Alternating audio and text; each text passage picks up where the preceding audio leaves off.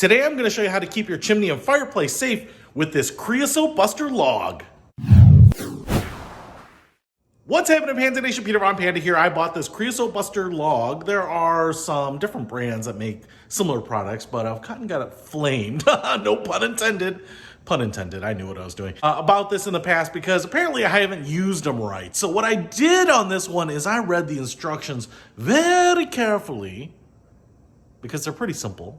And I thought I would try it out and just show you how to do it. Now, this one is a little bit different from some of the other ones. Some of the other logs and creosote busting materials say to wait until there are just coals left and that type of thing. But in terms of this Pine Mountain product, it doesn't say to do that. What it actually says here is to go ahead and light a fire and keep it running for 30 minutes. I have a fire here. It's probably an hour, so I'm definitely on the long side of it. I took out the log here itself, and it just comes in what looks like newspaper, and you can actually see the log in there. It looks like glued wood shavings, but it's kind of coming apart. So I'm assuming it is held together with all the chemicals they use that help break up the creosote that starts lining chimneys. And creosote is kind of like a tar. I kind of imagine it to be like that char that you get on the inside of your barbecue grill after many years that's hard to come off. And so this is just supposed to help kind of break it off so that it doesn't build up, so that it's not fuel within the chimney itself that might catch on fire and burn down your house.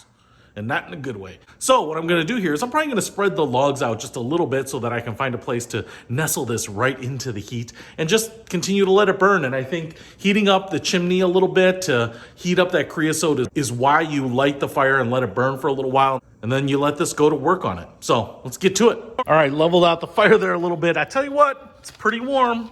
And now I'm just gonna go ahead and toss this bad boy in there, just like that. Woo, pretty hot. That paper's gonna go up real quick, so close this back up, and now we just let that little guy work in there.